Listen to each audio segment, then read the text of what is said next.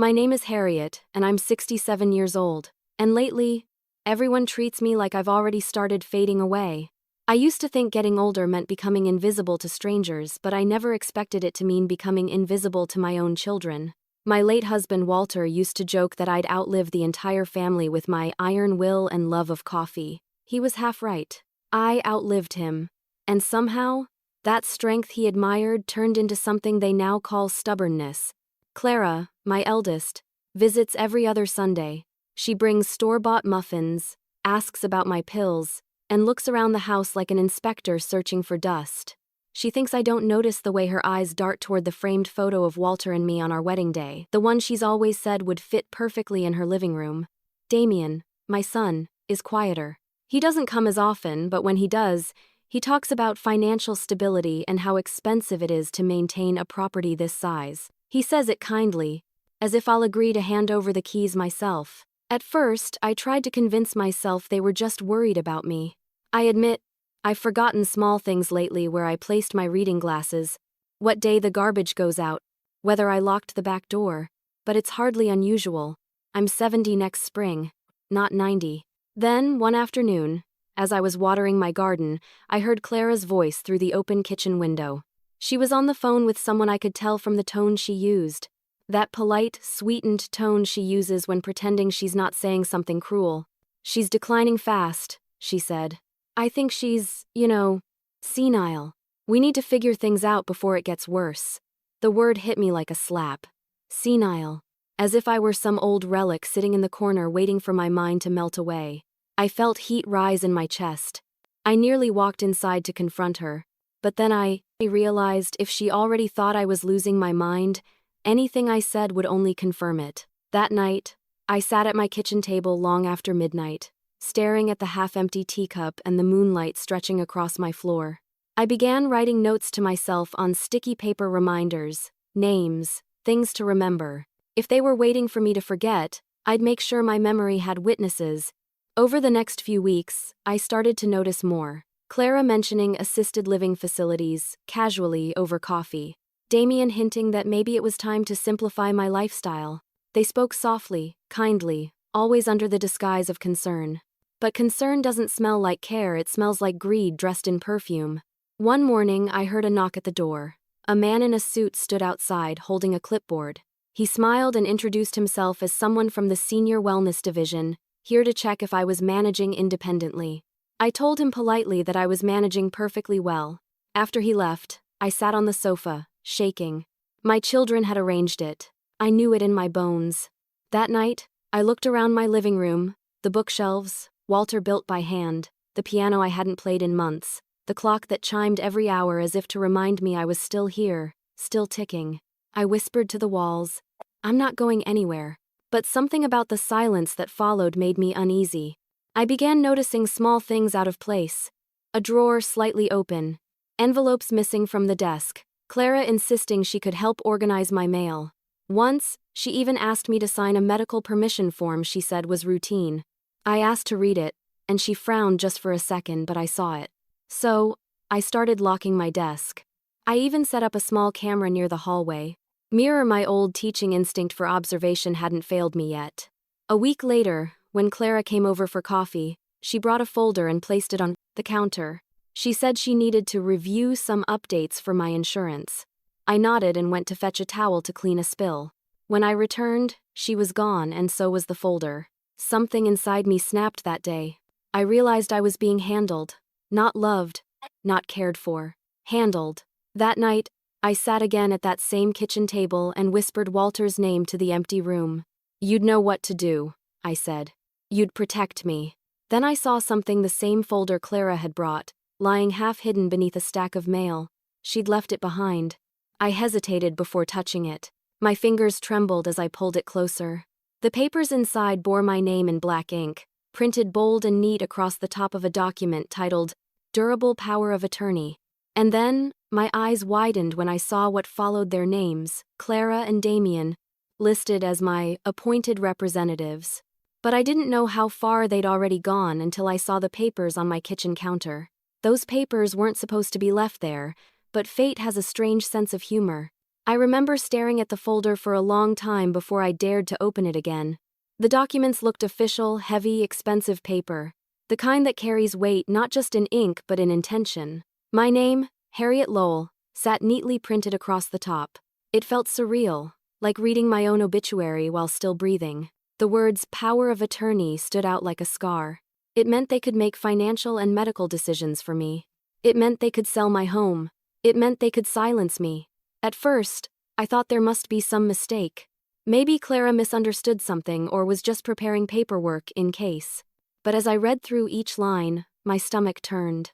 Every clause was written as if I were incapable of managing my life. The document described me as showing progressive cognitive decline. That line made my throat tighten. I sat there, my teacup untouched, rereading the same sentence over and over until the words blurred. Then I saw something that turned fear into fury. A notary date already filled in but no signature from me. They had planned to forge it. My own children. My own blood. I tried to breathe slowly but my hands were shaking too much. I folded the papers carefully, slipped them back into the folder, and hid it inside the old bread box Walter had made when we first got married. No one ever looked there. That night, I couldn't sleep. The walls of the house that once comforted me felt like they were listening. Every creak of the floor sounded like a whisper of betrayal. I replayed conversations in my head every time Clara offered to help with bills. Every time Damien mentioned simplifying things. It all made sense now. They weren't being helpful. They were building a case. The next morning, Clara called. Her voice was syrupy sweet. "Hi, Mom. Just checking if you looked at that folder I left." I gripped the phone tightly. "Oh, I haven't yet, dear. Where did I put that? You know me. Always misplacing things." She chuckled, probably thinking my act of forgetfulness was genuine. "No rush, Mom. I'll bring another copy when I visit again." Another copy. That meant there was still time. After the call, I sat quietly at the dining table. Walter's chair across from me remained empty, as it had for 10 years. I placed my palm on the wood and whispered, "You always handled the hard things, didn't you? Now it's my turn." For the first time in years, I felt the fire return, the kind that once made me stand in front of 30 restless students and command silence with a single look. I wasn't going to let my own children write my ending, but I needed help. I thought of my old colleagues, most retired, some moved away. None of them had legal expertise. Then, out of nowhere, I remembered a name: Oliver Crane. I had taught him back in 1983, when he was just a lanky 17-year-old boy who quoted Shakespeare too often and turned in essays written with courtroom precision. I'd heard through the grapevine that he became a successful lawyer. I rummaged through an old box of yearbooks until I found his name, then searched for him online. To my surprise, his face popped up in a law firm's photo, older, sharper but with the same confident smile. Estate law and family protection specialist. It felt like destiny had drawn that line between past and present. I hesitated before dialing the number. What if he didn't remember me? What if he thought I really was senile? My thumb hovered over the call button for a full minute. Then I pressed it. "Crane Law Offices. How may I direct your call?" A voice answered. I'm looking for Oliver Crane. My name is Harriet Lowell. I used to be his high school teacher." There was a pause, then a surprised laugh on the other end. "One moment, ma'am." Seconds later, I heard a warm, familiar voice. "Mrs. Lowell? My goodness, it's been 40 years? You sound exactly the same." I smiled for the first time in days. "Flattery will get you far, Mr. Crane. But I'm afraid I'm calling about something serious." He listened quietly as I explained the situation, my children's plans, the documents, the manipulation. His tone shifted from nostalgia to focus. "Do not sign anything," he said firmly. "Not a single line. And whatever you do, don't confront them yet." "I wasn't planning to," I admitted. "But I'm not sure what to do next." "I'll come by tomorrow morning," he replied. "We'll go through everything together." After hanging up, I sat in silence, the phone still in my hand. Relief washed over me, but beneath it simmered anger and hurt. How had it come to this? I had raised my children to be thoughtful, compassionate. I'd worked 2 jobs to send Clara to college.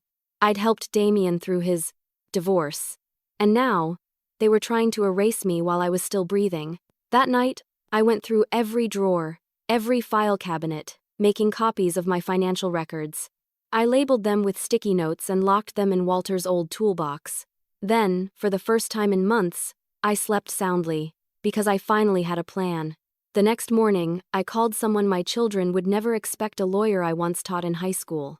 When I heard his voice, I realized the universe still had allies left for me. Oliver arrived the next morning right on time, sharp gray suit, briefcase in hand, but the same easy smile that once reassured a nervous teenager reciting Hamlet in front of 30 restless students. Seeing him now, all grown into this confident man, felt like stepping into a parallel life where I was still the teacher and he, still the eager student. He greeted me warmly. "Mrs. Lowell, Harriet, please. You look fantastic. I never thought my favorite English teacher would be the one calling me for legal advice." I chuckled softly, pouring him tea. Let's just say life has a cruel sense of irony. I used to teach about betrayal in literature, now I'm living it. He leaned forward, his expression turning serious. "Tell me everything, from the beginning." I walked him through every detail, the whispers about my memory, the documents left behind, the suspicious behavior. I handed him the folder I had hidden in the bread box. Oliver read each page in silence, his brow tightening as he went. When he finally looked up, his eyes were filled with disbelief and disgust. "This is not just overreach," he said quietly. "It's premeditated. They're setting you up for a complete loss of autonomy. This clause here, progressive cognitive decline. That's the language of manipulation." I watched his lawyer's mind at work. Every line he read seemed to sharpen his focus. He wasn't just helping me, he was building a defense. "So they can actually do this?" I asked, my voice trembling despite myself. "Not legally," he assured. "Not without proof of incompetence. And from what I see and hear, you're sharper than most of my clients." I smiled faintly, but it was short-lived. "Oliver, they're my children. I don't want to destroy them." He leaned back, choosing his words carefully. "You don't have to destroy anyone, Harriet. You just have to protect yourself. Let them believe they're in control while you quietly take it back." That line hung in the air like a spark. I realized then that he wasn't just going to defend me. He was going to teach me how to fight without raising my voice. He outlined a plan. First, he would file for a voluntary reaffirmation of legal competency, a document declaring that I was mentally sound and fully capable of managing my affairs. It would be backed by a recent medical evaluation. Second, he'd draft a new power of attorney, one that placed control solely in my hands, with a clause stating no transfer could occur without a licensed psychiatric assessment. And finally, he'd update my will to reflect my true wishes. I sat there, absorbing every word, a mix of fear and exhilaration running through me. "But if I do all this, won't they notice?" He smiled slightly. "Only if you tell them. For now, we let them play their game. You act like the confused mother they think you are. The more they underestimate you, the better." That made me laugh, an honest, surprised laugh. "So, you want me to pretend to be senile?" He grinned. "Exactly. Let them think they're winning while we build your defense behind the curtain." As he gathered the papers back into his briefcase, I couldn't help studying him. The boy who once nervously fumbled over poetry was now the man teaching me how to use silence and patience as weapons. Before leaving, he placed a hand gently on my shoulder. "You taught me how to think, Mrs. Lowell. Now it's my turn to return the favor." After he left, I stood by the window, watching his car disappear down the road. My heart felt lighter than it had in months. For the first time, I didn't feel like a victim. I felt like a strategist. That afternoon, I sat at my desk and began writing again, not my usual grocery lists or reminders, but detailed notes about everything. Every visit, every phone call, every strange remark my children made. I was building a diary of defense, a record of truth. The next few days passed in a strange new rhythm. Clara visited on Thursday, and found me misplacing her name mid-conversation. "Oh, darling, what's your brother's name again? I can't seem to remember." She looked pleased, almost smug, as if my confusion were proof of what she'd been claiming. I smiled inwardly. The act had begun. When Damien stopped by later that week, I pretended not to remember his birthday. He laughed awkwardly, but I could see the spark of satisfaction in his eyes. They thought they were watching my decline in real time. At night, I'd call Oliver and recount the day's events. "Perfect," he'd say after every update. "Keep the act up a little longer. Let them hang themselves with their own confidence." I even began leaving little reminders around the house, sticky notes that said things like Clara's name equals daughter or take pills before dinner. If they snooped, it would only confirm their narrative. It was almost theatrical. The hardest part wasn't the deception, it was pretending not to care when they doubted me. Every time Clara spoke to me slowly, as if explaining a recipe to a child, I had to bite my tongue. Every time Damien called to check if I remembered to pay the bills, I wanted to scream that I'd been balancing a checkbook since before he could tie his shoes. But I stayed silent. I played the fool because the fool always sees more than anyone expects. Each night, I'd whisper to Walter's photo, "I'm not losing my mind, love. I'm using it." And somewhere in the shadows of this quiet rebellion, I felt something awaken in me, a quiet kind of vengeance. That's how my quiet revenge began, by pretending to be exactly what they accused me of. If they wanted a helpless old woman, I'd give them one Oscar-worthy. The next morning, I stood in front of the mirror and practiced looking confused. I let my brows furrow slightly, my eyes lose focus, and my mouth tremble just a bit. It was unsettling how easy it was to play the part. Maybe it's because that's how they already saw me, fragile, forgetful, fading. All I had to do was lean into their expectations. When Clara came by later that day, I opened the door holding a wooden spoon, as if I'd forgotten I was cooking. "Oh, Clara dear, I think I burned the soup again," I said, blinking innocently. She glanced at the perfectly fine pot on the stove, then smiled like someone observing a toddler's mistake. "That's okay, Mom. You should really let me start doing your groceries. It's too much for you." I nodded meekly, pretending to fumble with the oven knob. Inside, my anger simmered hotter than anything on the stove. Oliver had warned me, don't fight them head on. Let them think they're in control. So I did. I repeated questions. I misplaced keys. I forgot appointments. All carefully measured, deliberate lapses. Soon enough, Clara started taking notes during our visits. "Just to keep track," she said. Damien even began recording short clips for my safety. They'd show me fumbling over names, pausing mid-sentence. I gave them plenty to record. But they never saw what happened after they left the moment I dropped the act, poured myself tea, and began writing everything down. Every insult disguised as concern. Every, "Mom, are you sure you took your pills?" All of it documented, dated, and signed in. My neat, steady handwriting. My kitchen table became my command center.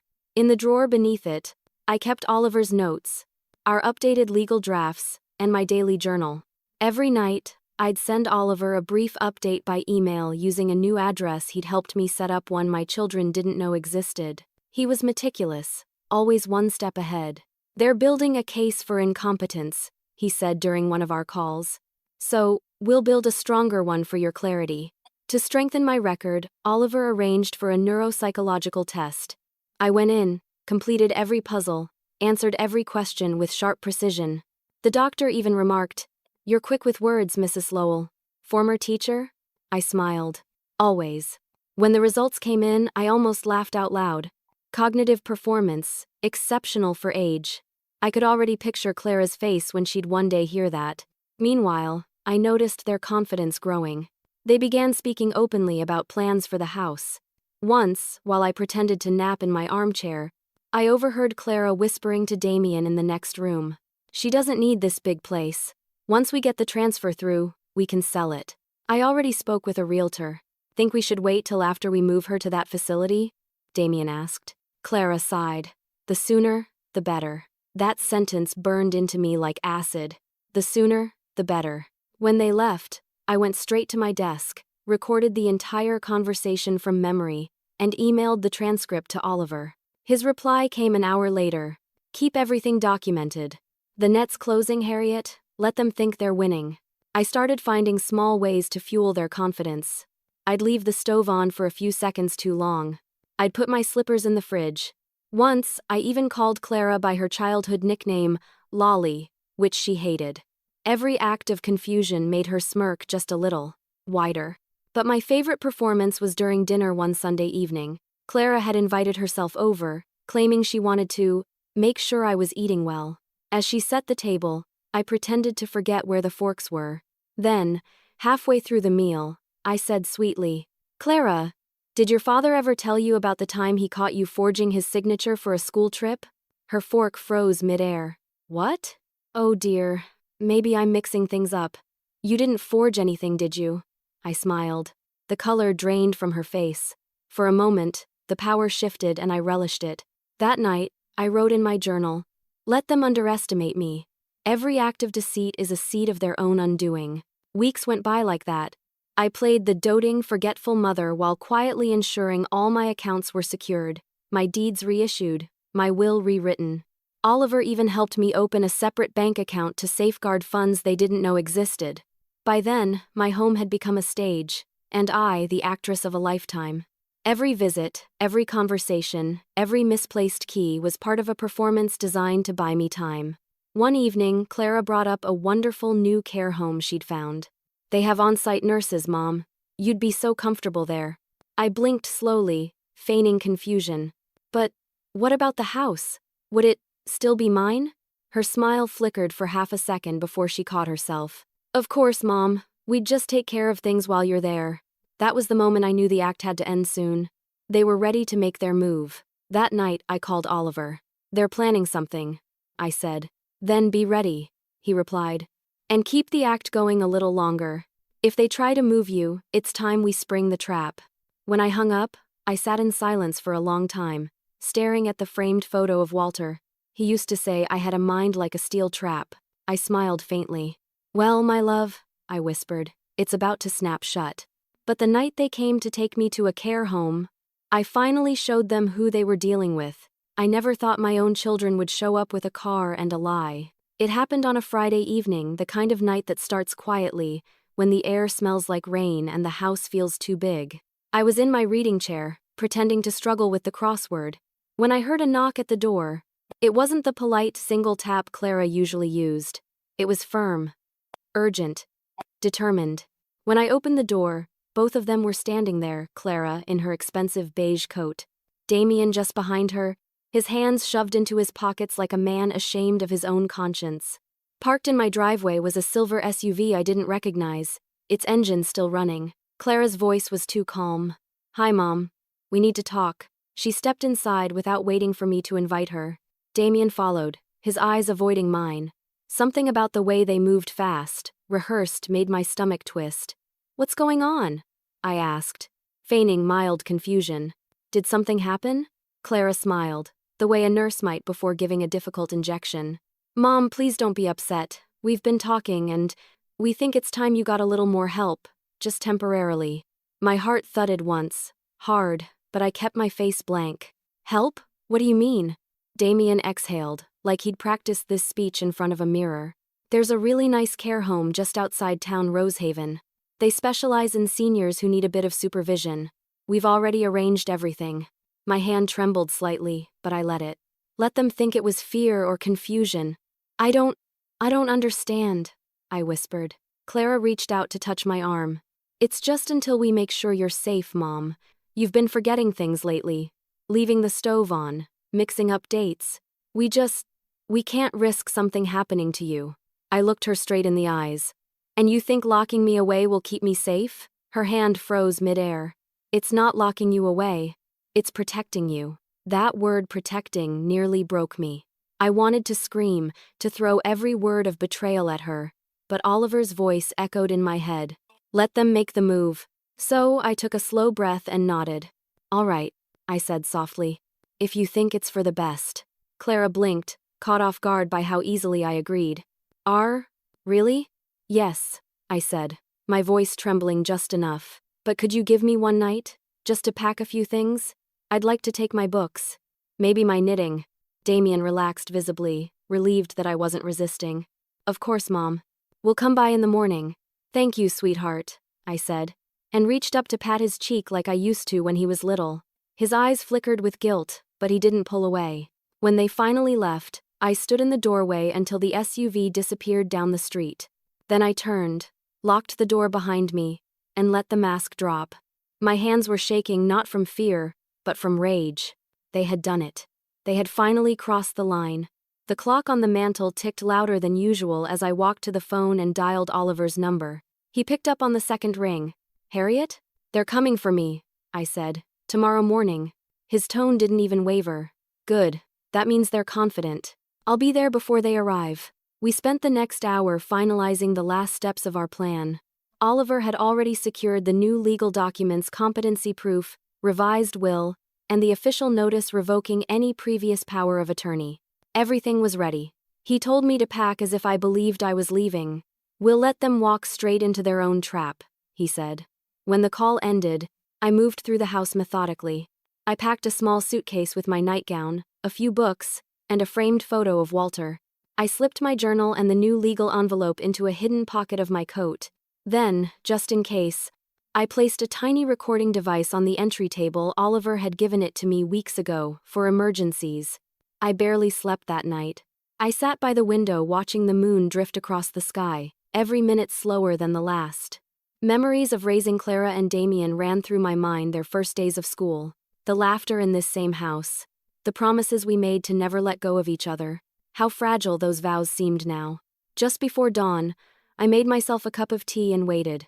The house was silent except for the rhythmic tick of the clock. At precisely 9 o'clock, the doorbell rang. I took a deep breath and walked slowly toward it, clutching my suitcase. My pulse drummed in my ears. Through the window, I could see Clara's beige coat again, and Damien beside her, looking impatient. But standing slightly behind them, half hidden by the morning light, was a third figure in a charcoal suit. I smiled to myself. Right on schedule. Clara knocked again, louder this time. "Mom, are you ready?"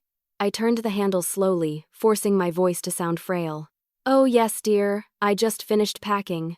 Clara stepped forward, but before she could speak, the man in the suit moved up beside her and spoke firmly. "Good morning. My name is Oliver Crane, Mrs. Lowell's attorney."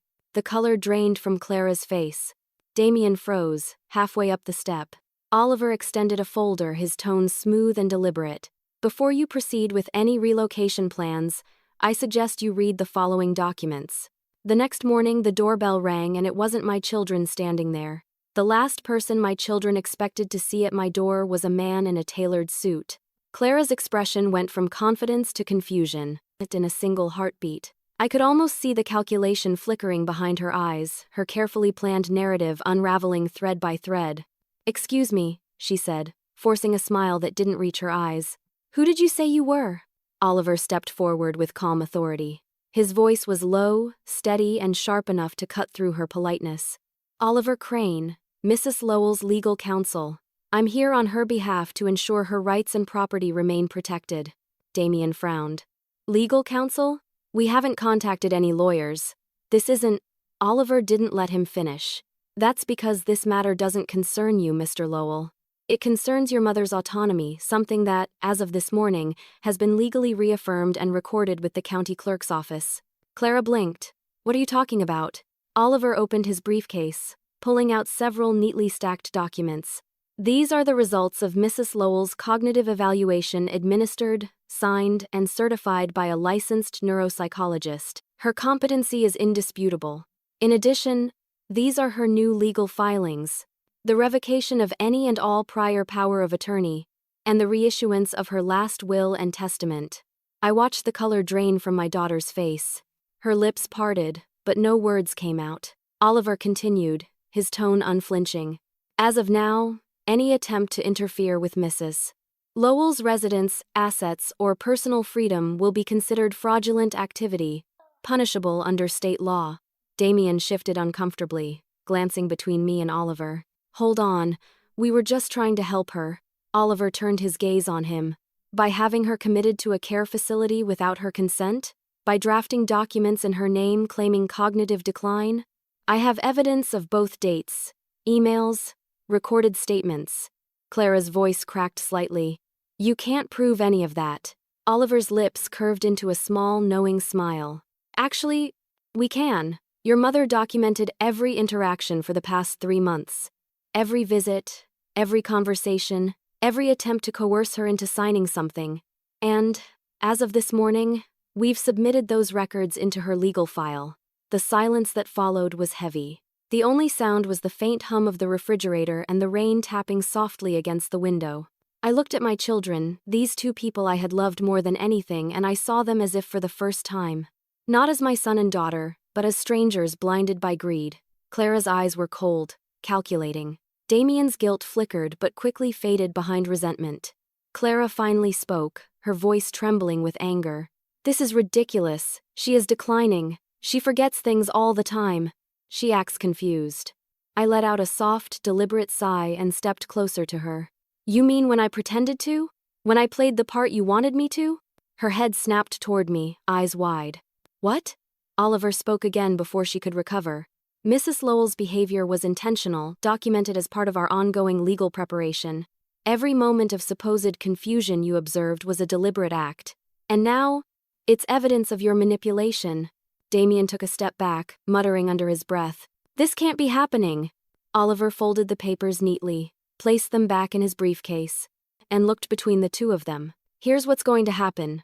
You're both going to leave this property immediately. You will cease any attempts to manage your mother's affairs. You will not contact her unless she chooses to contact you. If you violate any of these conditions, we'll pursue charges." For a moment, no one moved. Clara's jaw tightened. "You're going to regret this," she hissed, glaring at me. I met her stare calmly.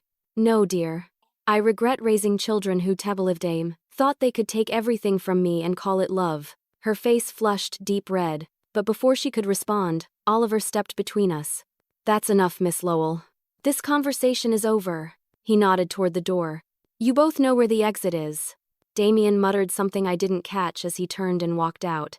Clara followed, heels clicking sharply against the tile floor. The door slammed behind them, leaving a ringing silence in their wake. For a moment, I stood frozen. My knees felt weak, and my hands trembled not from fear, but from release. The storm I'd been bracing for months had finally broken, and I was still standing. Oliver turned to me with a gentle smile. "You handled that perfectly."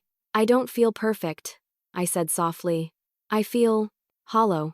"That's normal," he replied. "But you've done something few people in your position ever manage. You took back your dignity. You showed them you're not a victim." I nodded slowly, the truth of it sinking in. "And what happens now?" "Now," he said, closing his briefcase, "we build something stronger. I'll make sure your assets are completely secured. And, if you're willing, I can help you establish something that turns this pain into purpose." "Purpose?" I echoed. He smiled. "A foundation, maybe. In your name. Something that ensures no one else goes through what you did." I looked around my quiet house, the home they had almost taken from me, and felt the first stirrings of peace. "Yes," I said finally. "I like that idea." Oliver nodded approvingly, then walked to the door. Before leaving, he turned back. "Mrs. Lowell?" "Yes?" He smiled faintly. "You were always my toughest teacher.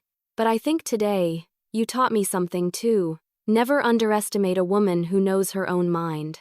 When the door closed behind him, I sank into my chair, feeling the exhaustion of months settle into my bones. But beneath it all there was pride. Real, hard-earned pride. I had fought back not with anger but with intelligence. Not with shouting, but with strategy. And in doing so, I had reminded myself who I truly was. But I wasn't done yet. Not until I taught them what respect truly costs. They thought this house was their inheritance, but I had other plans. The morning after the confrontation felt eerily calm. The rain had stopped, the air smelled of wet earth, and my house was silent except for the low hum of the heater. For the first time in months, I didn't wake up to anxiety. No half-finished sentences, no forced smiles. Just quiet ownership. I made myself tea and stood by the window, looking out at the garden Walter and I had built together. The rose bushes he planted were still blooming, stubborn against the cold. He'd always said this house was a living thing, something meant to grow with love, not shrink under greed. I could almost hear his voice in the stillness. "Don't let them take what we built, Harriet." So I didn't. Later that week, I met Oliver again in his office, a cozy place filled with leather-bound books and a faint smell of cedar. He smiled when I walked in. "You look lighter," he said. "I feel lighter," I admitted. "But I also feel unfinished. They wanted this house more than anything. Maybe it's time I make sure they never get it." Oliver leaned back, intrigued. "Go on. I want to keep this home alive," I said. "Not as property to pass down, but as something meaningful. A space that helps people who deserve it." He nodded slowly, his lawyer's mind already assembling the pieces. "A trust or a foundation, perhaps? Something tied to education or community work? I smiled. Books saved me when people didn't. Let's start there. That was how the Harriet Lowell Literacy Foundation was born, a small nonprofit dedicated to teaching, reading, and writing to underprivileged children and seniors. Oliver handled the paperwork, structuring it so that my home would become the foundation's official headquarters upon my passing. By law, it could never be sold, transferred, or claimed by any individual. Not even my children. It was poetic justice. Weeks passed as renovations began. The living room was transformed into a small reading hall lined with shelves. The old guest room became a tutoring space. Volunteers from the neighborhood, many of them widows and retirees like me, offered to help organize books and host sessions. The house that had once been filled with suspicion and betrayal now buzzed with laughter, teacups clinking, and the rustle of turning pages. One afternoon, a young volunteer named Nora approached me while sorting donations. "Mrs. Lowell, this place feels different," she said softly. "Warm, safe. It's like the house itself knows what it's becoming." I smiled. It's just remembering what it was built for. As the weeks turned into months, word spread quickly. Parents brought their children. Seniors came to share stories. The house that Clara and Damien had tried to claim became a sanctuary of learning and kindness. But of course, good news travels fast and bitterness travels faster.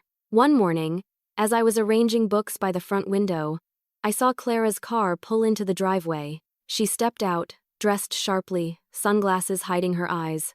I hadn't seen her since the day Oliver confronted her. She didn't even knock, just walked in, as if she still owned the right to. "So this is what you've done?" she said, looking around with a sneer. "Turned the house into some kind of charity project?" I set down the book in my hand and faced her calmly. "It's a literacy foundation," I said. "It helps people read, Clara. Something you might try, especially the fine print on legal documents." Her nostrils flared. "You're doing this out of spite." I shook my head. "No, I'm doing it out of clarity. This house was never meant to be currency. It's meant to be lived in, learned in, loved in. You wanted it for profit. I wanted it for purpose. The difference is, I earned it." Clara's voice rose, her calm slipping. "Do you have any idea how humiliating this has been for us? Everyone's talking about how you outsmarted your own children. You've made us look like monsters." I met her eyes without flinching. "You didn't need my help for that." For a moment, her mask cracked, just a flicker of regret, quickly buried under anger. She turned toward the door but stopped halfway. "You'll regret this when you're alone," she hissed. I smiled faintly. "Sweetheart, I've been alone for years.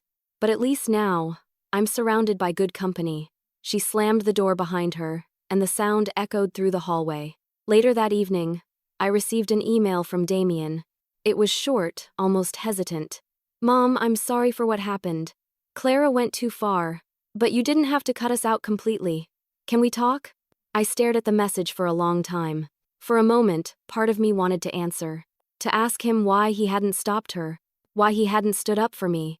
But then I remembered Oliver's advice. Peace doesn't always mean reconciliation. Sometimes it means silence.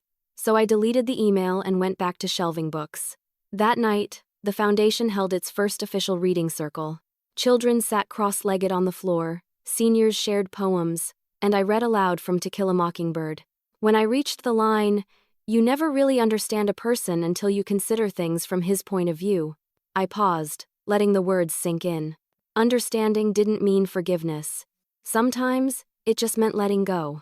When everyone left and the house grew quiet again, I walked through the rooms slowly, touching the walls, the tables, the windows Walter built. For the first time, I felt that this house truly belonged to me again, not as a possession but as a legacy. I locked the front door and whispered into the silence. "They wanted your walls, love, but they'll never understand your soul." Then, as I turned off the lights, my phone buzzed. A notification from Oliver. "All documents finalized. Foundation ownership officially recorded. It's done." I smiled, setting the phone down beside my bed. My home was safe. My peace restored. But soon, I'd learn that greed doesn't give up easily. When silence didn't break me, they tried something crueler. For a few weeks, everything was peaceful.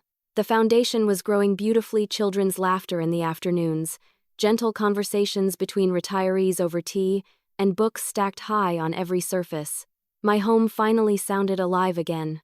But peace, I've learned, often makes the greedy restless. It started with small things. Strange letters slipped under my door anonymous, but unmistakably written in Clara's neat, looping hand. "Mom, people are using you. You don't know what's going on." Or, "That lawyer is after your money." I ignored them at first, shredding each one without a second thought. But the letters kept coming, some polite, others venomous. The tone shifted from concern to accusation. "You're not well, everyone can see it." Then one afternoon, I received a knock at the door. A man in a white coat stood outside, holding a clipboard. "Mrs. Lowell? I'm Dr. Everett. Your children asked me to conduct a quick wellness check, just routine." I felt my jaw tighten. "I didn't request an appointment, doctor. And you don't have my consent." He gave me a sympathetic smile, the kind doctors reserve for people they assume are fragile. "It's just a short evaluation. You wouldn't want your children to worry, would you?" I stepped back and pointed to the gate. "I don't want them worrying. I want them stopping. Now, please leave my property." When he hesitated, I reached for my phone. "If you don't, I'll call my attorney. You may know him, Mr. Oliver Crane." The doctor's face paled instantly. He stammered an apology and backed away, promising to follow up later. I closed the door, locked it, and stood in the hallway, trembling not from fear, but fury. That evening, I called Oliver and told him everything. He listened without interrupting, then said firmly, "This is harassment, Harriet. I'll handle it." The next day, he filed a formal complaint. Within a week, Clara and Damien received cease and desist notices. But rather than backing off, they escalated. I started hearing whispers around town. Old acquaintances began avoiding me at the grocery store. My book club friends mentioned hearing rumors that I was being manipulated by a young lawyer. I didn't need to ask where those lies came from. At first, I wanted to scream to defend myself to every person who looked at me sideways, but Oliver's voice echoed in my head. Let truth do its work. Lies always tire themselves out. So, I carried on. When Clara realized gossip wouldn't shame me, she tried guilt instead. She left voicemails that alternated between crying and anger. "Mom, I can't believe you'd do this to us," one said. "We were just trying to help." Another, "That lawyer is brainwashing you. You're too old to see it." The words "too old" stung, but they also hardened something inside me. I began to understand that this wasn't just about money anymore. It was about control. They couldn't stand that I'd slipped out of the roles they'd written for me, the helpless mother, the easy target, the fading mind. I had rewritten myself, and they hated it. Still, part of me wondered how far they'd go. The answer came 2 weeks later, in the form of a letter from a law firm, their new lawyers. The letter accused Oliver of undue influence and me of showing signs of compromised cognition. It was a formal threat. They intended to contest my new will. I sat at my desk holding that letter, my hands trembling slightly. I wasn't afraid, not really, but the audacity of it left me breathless. After everything they'd done, they were still trying to take more. When I showed Oliver the letter, he read it once and chuckled softly. "Classic tactic," he said. "They're trying to bait you into panic, but will respond in kind, legally, firmly, and publicly." He drafted a response that dismantled every accusation, attaching my medical evaluations and a statement of my competence signed by 2 witnesses. He copied the correspondence to their lawyers, the state bar, and strategically the local press. By the time the dust settled, the tone of their lawyers' follow-up letter had changed from threatening to apologetic. "Our clients have reconsidered pursuing this matter further," it read. It should have felt like victory, but instead it just felt heavy. Winning against your own children is not something you celebrate, it's something you survive. That evening, Nora, the young volunteer, found me sitting quietly by the reading room window. "You okay, Mrs. Lowell?" she asked softly. I smiled faintly. "Just thinking.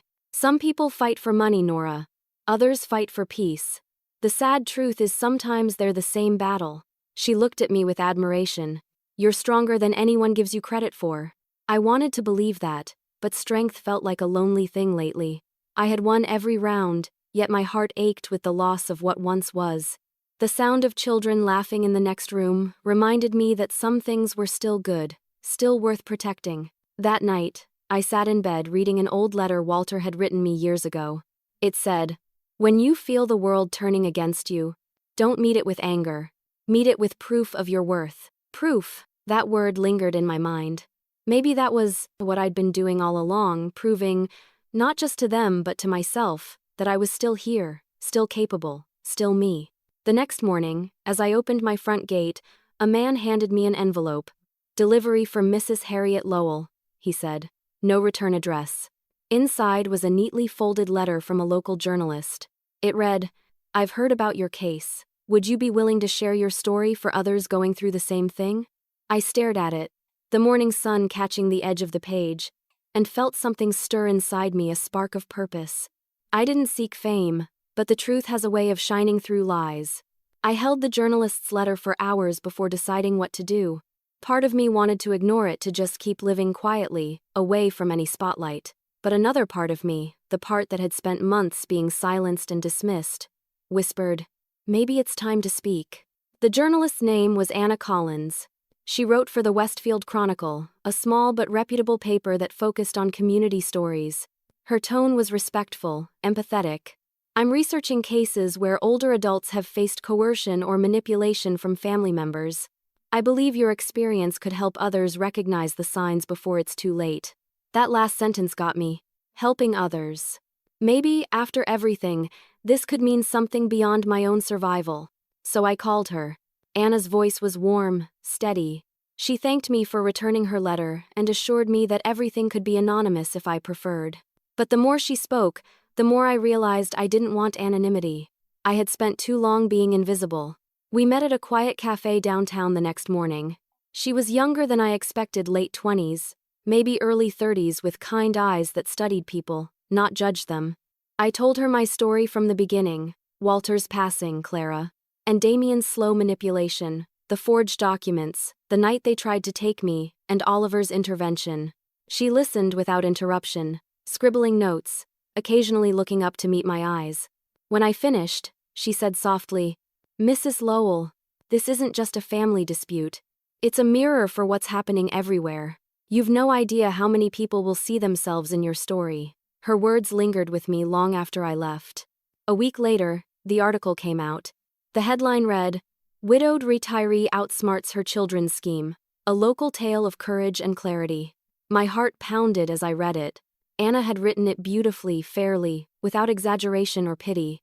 She didn't name Clara or Damien directly, referring to them only as her adult children. But anyone who knew us could connect the dots. The story spread faster than either of us expected. It was shared online, discussed in local forums, even picked up by a regional TV segment.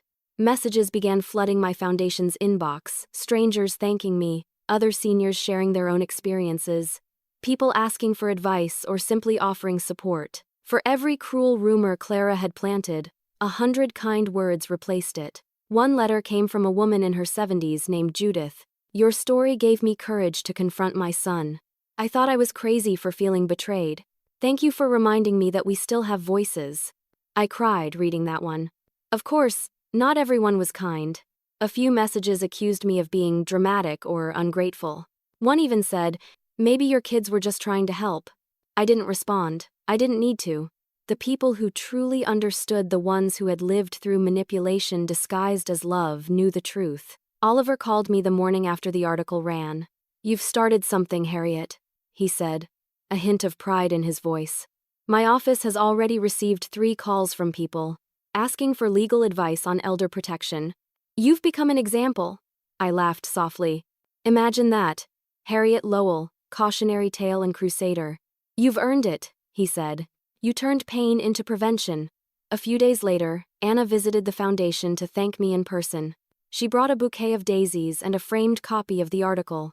"You've no idea how much response this has gotten," she said. "We're planning a follow-up about elder autonomy laws. Would you like to be quoted again?"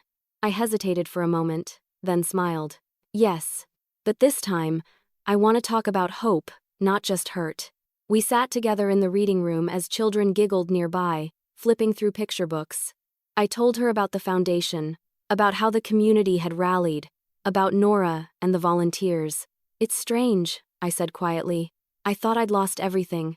But in fighting for my voice, I found something far greater purpose." She nodded thoughtfully. "That's what resilience looks like, Mrs. Lowell." After she left, I stood by the front window, watching the children chase each other across the lawn. The house that had once been the center of betrayal was now a place of healing. That evening, I brewed a pot of chamomile tea and read through the flood of messages again. Among them was one that made me pause. It was from an unfamiliar email address, signed only D. Mom, I saw the article. I guess you were right about Clara and about me. I don't know if you'll ever forgive us. But I am sorry. Truly. D. My hands trembled slightly as I reread it. For the first time in a long while, I didn't feel anger toward Damien.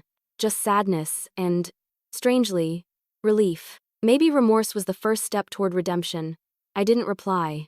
Not yet. Some wounds needed silence before they could heal. That night, Oliver stopped by the house unexpectedly. You're famous now, he teased lightly. Famous for surviving my children. What an accomplishment, I said, smiling wryly. He sat down across from me, eyes warm. No, famous for proving that dignity doesn't fade with age. We talked for hours about the article, the foundation, life, and what came next. I realized then that this story wasn't just about revenge or justice. It was about reclaiming identity, about reminding the world and myself that growing old didn't mean growing powerless.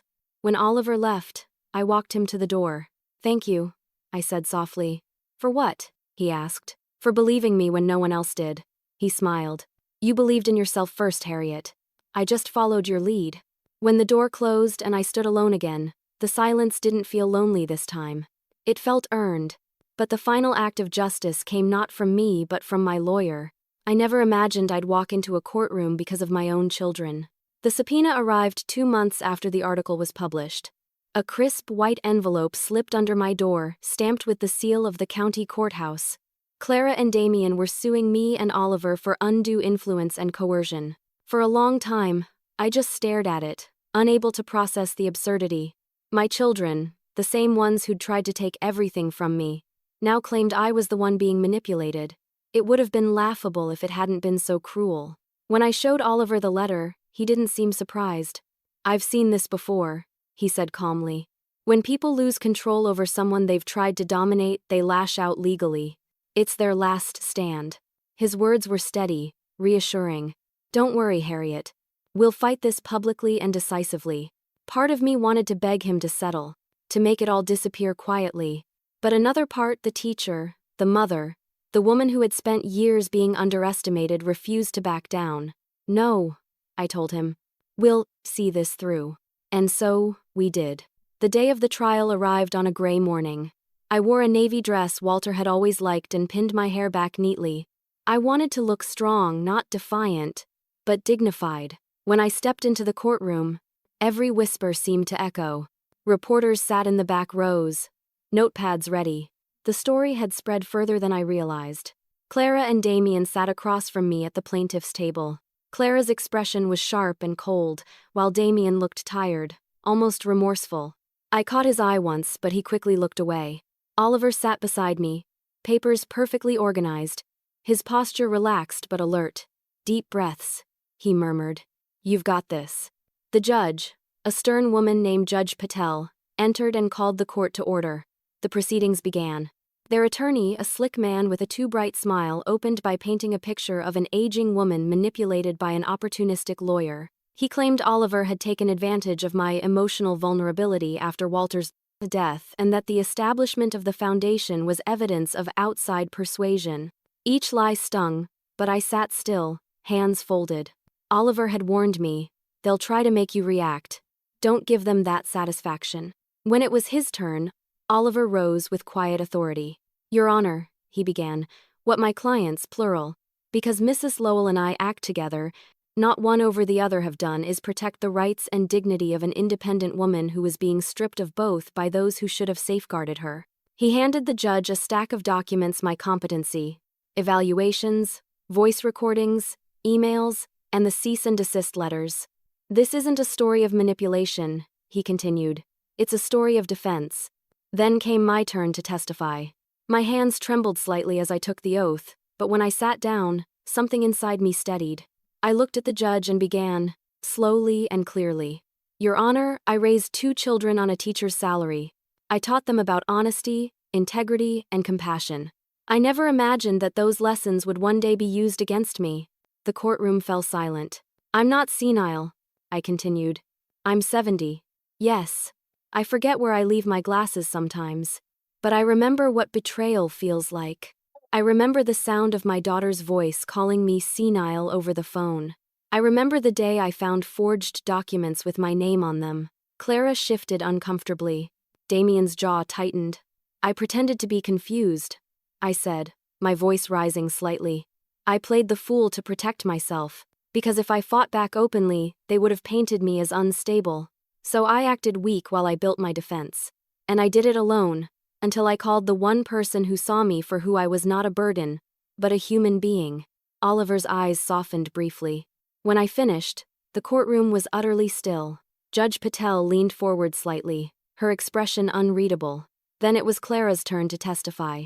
Her lawyer led her gently, asking about her concern for her mother's well-being, but it didn't take long for her composure to crack. When asked why she had begun preparing power of attorney documents before any doctor had confirmed mental decline, she stumbled.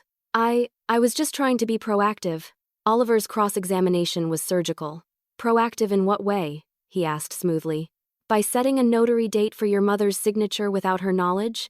Or by scheduling a care facility intake before any diagnosis? Clara's face flushed red. You're twisting things. I'm reading them, Oliver said simply, holding up her own emails projected on the courtroom screen. When Damien took the stand, his answers contradicted Clara's timelines. The judge took notes carefully, her brow furrowing deeper with every inconsistency. Finally, Oliver presented the final piece of evidence, a recording from the night they tried to move me. My voice was trembling, but clear. If you think locking me away will keep me safe, followed by Clara's unmistakable voice saying, it's for your own good. The courtroom went silent again. Even the judge looked shaken. After closing statements, Judge Patel recessed briefly. I sat in the stillness, my heart pounding but my spirit strangely calm. When she returned, her tone was decisive. This court finds no evidence of undue influence or coercion, she said. On the contrary, the evidence demonstrates a consistent pattern of attempted manipulation by the plaintiffs toward the defendant. This case is dismissed in its entirety, and I strongly advise the plaintiffs to reflect on the ethical and moral implications of their actions. A single gavel strike echoed through the room. The sound was final, beautifully, gloriously final. Clara's face crumpled into shock. Damien stared at the floor. Oliver placed a gentle hand on my arm. It's over, he whispered. But as the reporters began scribbling and the courtroom buzzed with whispers, I realized something. It wasn't just over. It was transformed. My pain had become proof. My silence had become power. When we walked out into the afternoon light, cameras flashed, but I barely noticed them. The sky was clear for the first time in weeks. I breathed deeply, feeling something inside me uncoil at last. Oliver smiled beside me. Justice looks good on you, Harriet. I laughed softly, my first real laugh in months. So does peace. When the gavel struck, I realized my freedom had a price, and it was worth every scar. For the first time in years, I woke up without fear. The morning after the court case felt almost unreal. I opened my eyes and, for a moment, forgot everything that had happened, the months of deceit, the humiliation, the courtroom tension. The only sound was the slow rhythm of rain on my window and the faint creak of the house breathing with me. Freedom, I learned that day, doesn't arrive with trumpets. It comes quietly, almost shyly, and settles beside you like an old friend who's finally come home. I made myself breakfast, scrambled eggs, toast, and tea, and realized how long it had been since I'd cooked just for myself. No need to rush, no phone calls filled with false concern, no manipulation disguised as love. Just the soft, peaceful silence of a house that was truly mine again. After breakfast, I went into the garden. The air smelled of wet grass and lilac. The roses were in full bloom, Walter's roses. I crouched down and touched one of the petals, feeling its softness against my fingertip. We did it, love, I whispered.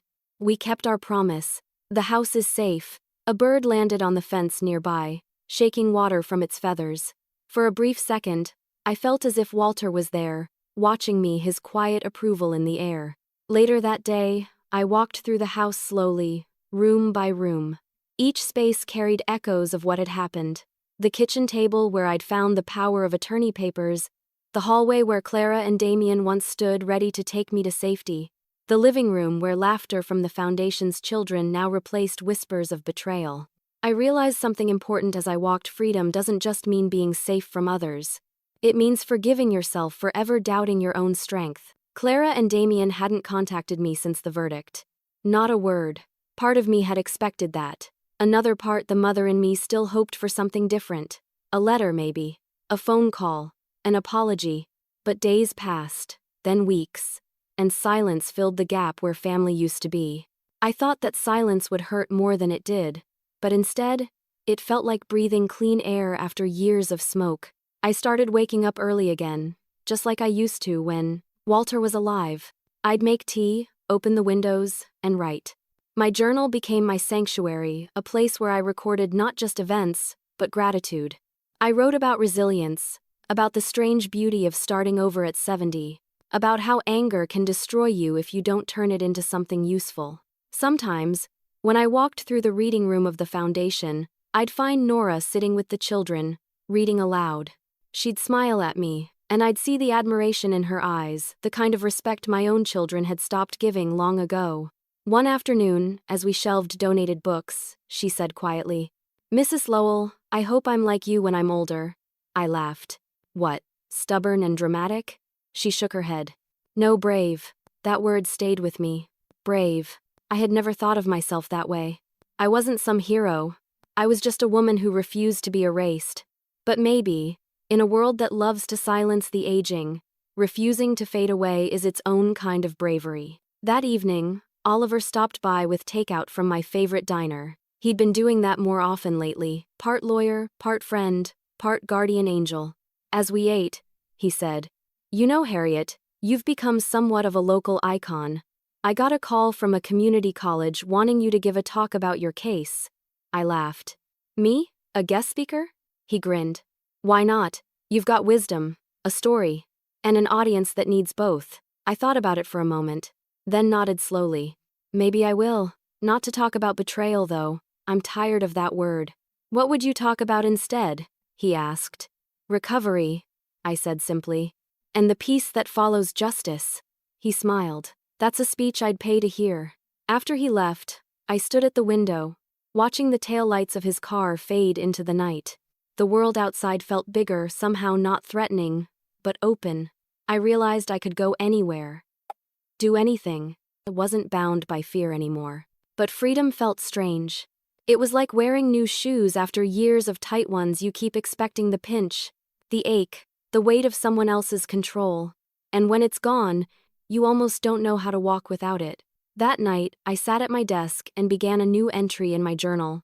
I wrote about forgiveness, not the kind that absolves others, but the kind that releases yourself. I forgive myself for being naive. I forgive myself for wanting my children to love me more than they were capable of. I forgive myself for pretending weakness just to survive.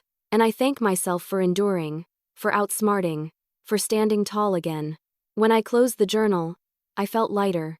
My heart wasn't heavy with anger anymore, just acceptance. Before bed, I glanced at the clock Walter had built, still ticking steadily after all these years. Life goes on, it seemed to say. Always. But something inside me still needed to make peace with the past. Some truths can only be written, not spoken. It began as a restless night. The rain tapped against my window like gentle fingers, and I couldn't sleep. My mind kept circling the same thought, the silence from Clara and Damien. The courtroom victory had given me peace, yes, but not closure. Some part of me still ached, not for justice this time, but for understanding. So I sat at my desk, the same desk where this entire battle had begun. The lamp cast a soft yellow light over my journal, my teacup, and the empty page in front of me. I took a deep breath, picked up my pen, and began to write a letter I never intended to send. My dear Clara and Damien, I don't know if this will ever reach you. Perhaps it shouldn't. But I need to write these words for myself, if not for you. At first, my hand trembled, unsure of where to begin. I thought of them as children, Clara's curly hair bouncing as she ran through the yard, Damien's laughter echoing down the hall. I thought of Christmas mornings, scraped knees, bedtime stories. The memories came flooding back, pure and golden. untouched by what came later. Do you remember the treehouse your father built for you in the backyard? You used to fight over who got the top bunk, until you decided to share. You were inseparable once. That's how I still picture you before ambition and resentment grew between you like ivy. My eyes stung, but I kept writing. I know you think I've turned into someone else. Maybe in some ways, I have. Losing your father changed me. Watching you drift away changed me more. You saw my grief as weakness, my age as incompetence.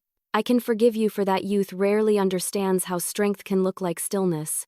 I paused, letting the ink dry, then continued. When I discovered your plans, the betrayal cut deep not because of what you wanted, but because of how easily you believed I wouldn't notice. You called me senile. Do you know how that word feels when it comes from your own child's mouth? Like being erased before you're gone. The house was silent except for the steady scratching of my pen. Writing felt both painful and liberating. Every sentence peeled back a layer of hurt I hadn't realized I was still carrying. But I want you to know something important. I don't hate you. I never did. Hatred would have made me bitter, and I refuse to live that way. What I feel is disappointment and an ache for the version of you that once loved me without calculation. I took a sip of cold tea and stared at the letter, my reflection faintly visible in the window glass. The rain had stopped, and the moon was peeking through the clouds.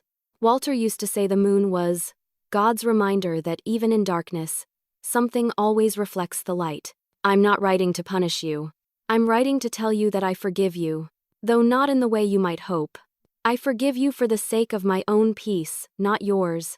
I forgive you because holding on to anger is like carrying stones uphill. It only exhausts the soul that bears it. The words surprised me even as I wrote them.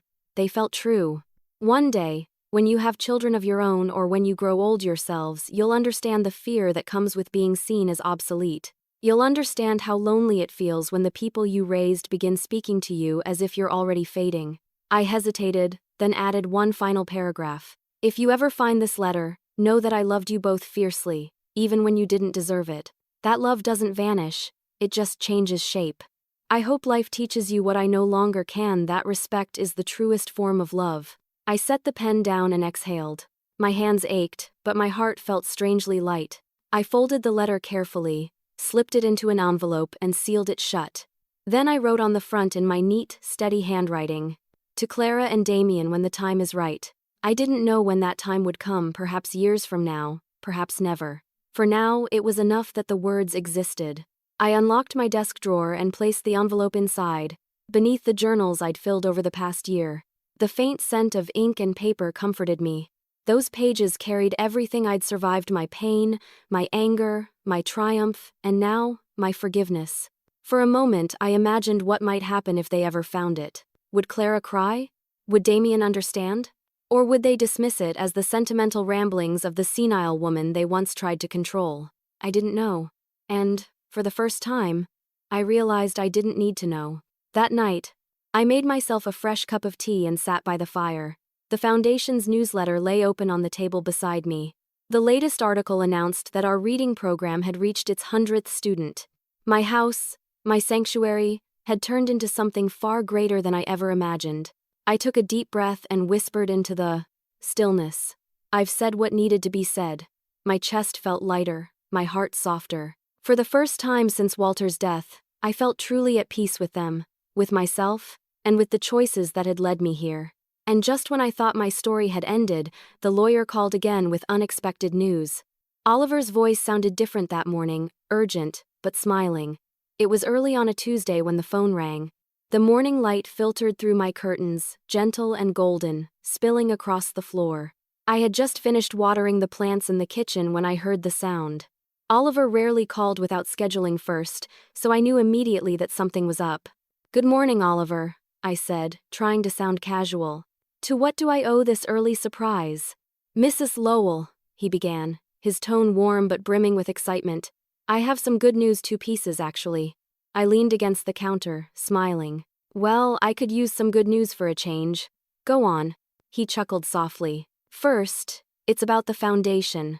You remember the proposal we submitted last month for community expansion?" "Of course," I said. Though I wasn't expecting much, we're still small.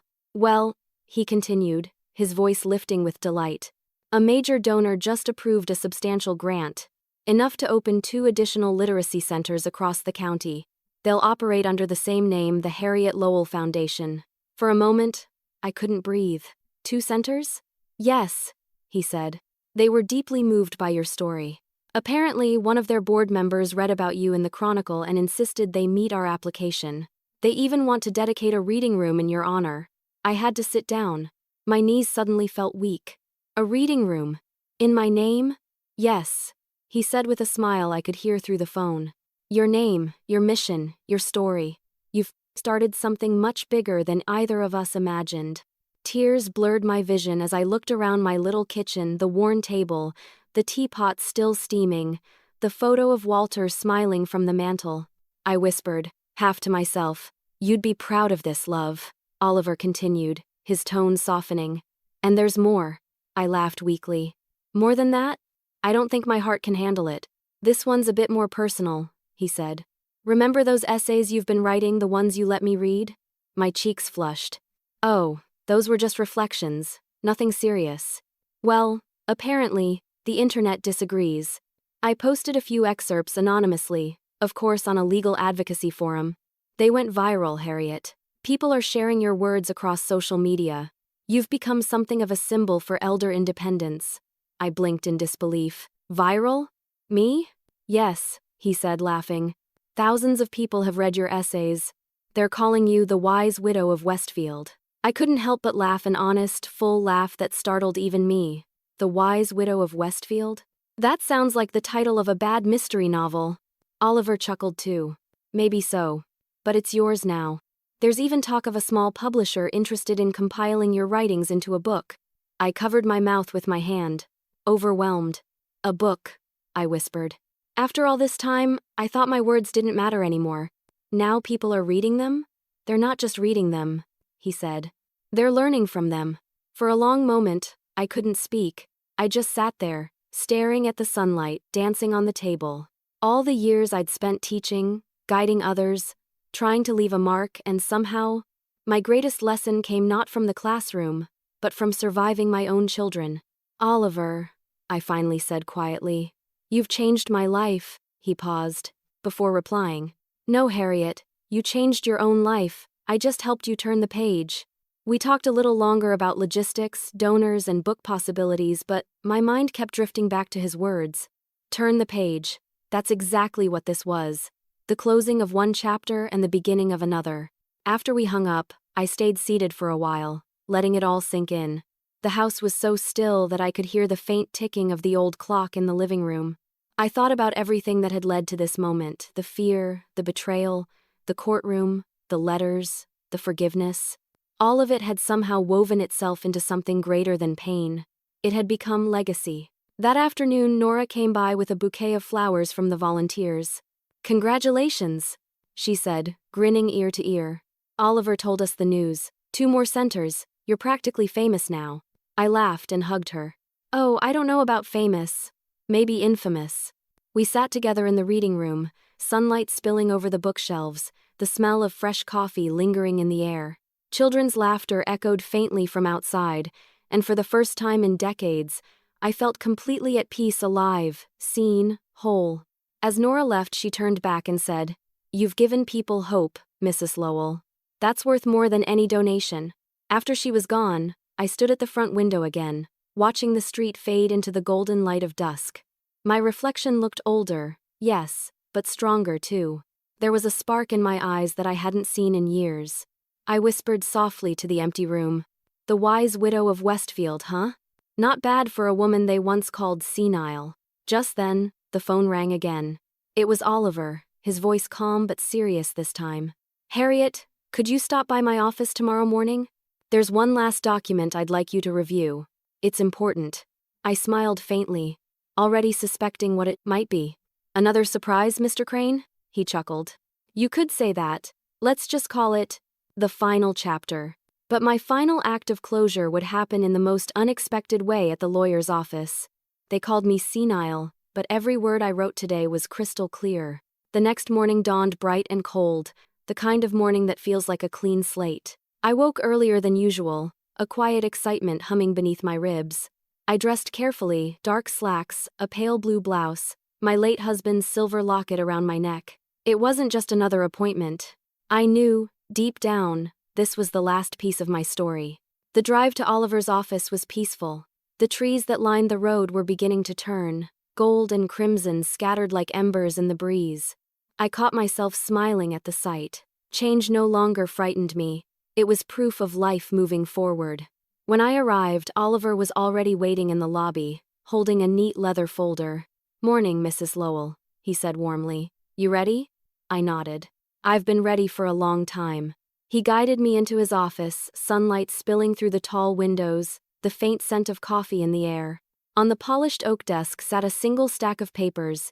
My name, Harriet E. Lowell, was printed in elegant type across the top page.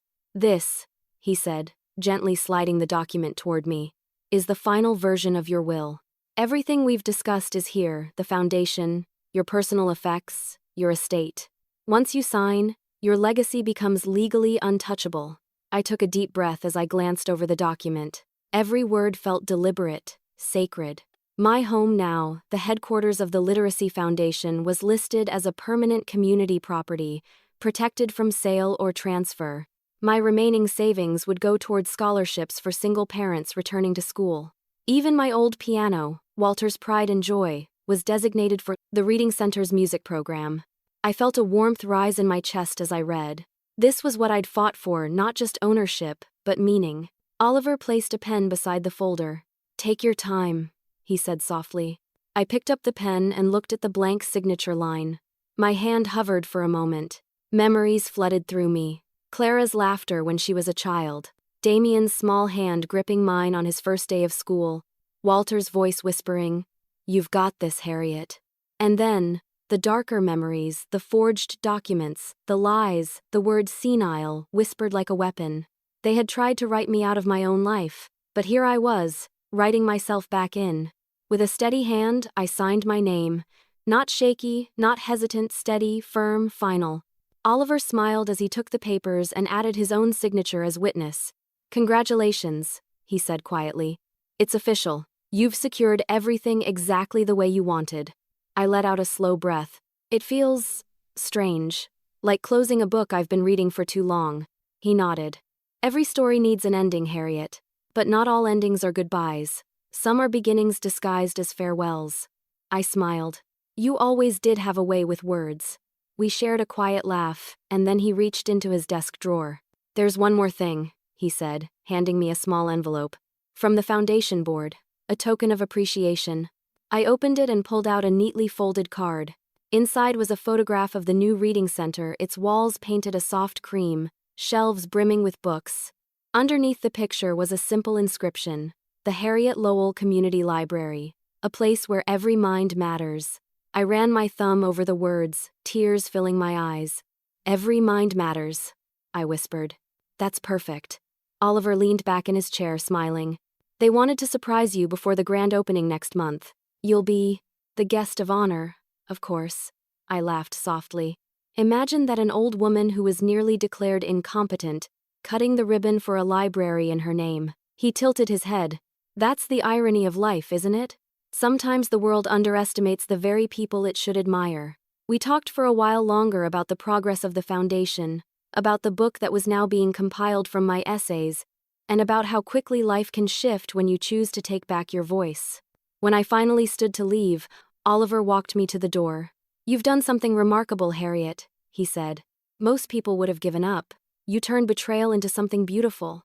I smiled, clutching my locket. Walter used to say that dignity is the mind's final rebellion. I think I finally understand what he meant.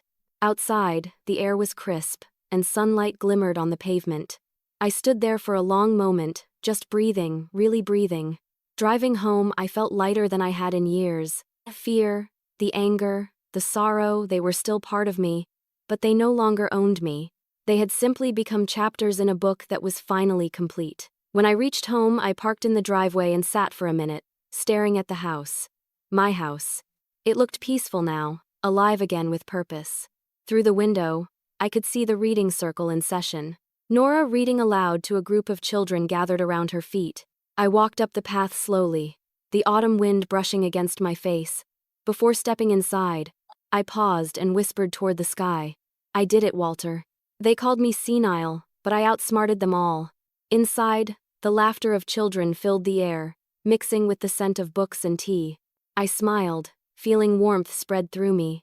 My legacy wasn't just written on paper, it was living, breathing, thriving within these walls. As I poured myself a cup of tea and sat by the window, I watched sunsets spill gold across the horizon.